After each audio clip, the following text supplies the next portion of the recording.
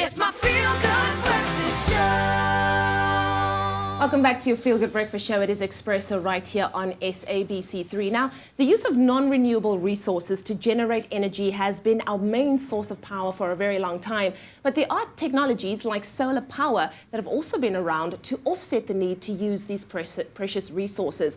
Now, it was recently announced that France plans to lay 1,000 kilometres of solar panels on its roads to give power to a portion of the French population. It's unbelievable. This really is incredible. So the project will see the panels being put in the residential areas of France as well as in the villages. And although placing these panels alongside the highway would not be ideal given its distance and obviously high traffic congestion in the areas, would cast a shadow on the panels and would then render the project as ineffective. Now, this concept has been adopted from a pilot project that was first rolled out in the Netherlands, which saw a 70-metre bike path laid down, which pushed out 3,000 kilowatt hours of electricity. That's enough to power a small household for an entire year. I love that. I think it's such a great idea. We have the sun, it's always there. We should make use of it. Now, the plan, of course, like Graham said, is to roll out these in urban areas that require the energy, So the early calculations actually show that it will be able to provide power to at least 8% of the country. Now, perhaps 8% doesn't seem like a big number, but it sure is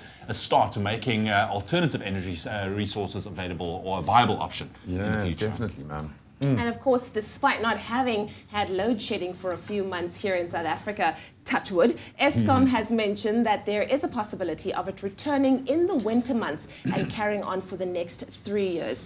We are in a part of the world where the sun is in abundance, thankfully, and this alternative source for energy could be an option to consider to take the pressure off of our power grids. I think it definitely is. Oh, man, I think we just heard a sigh go out across the entire country. Oh, man.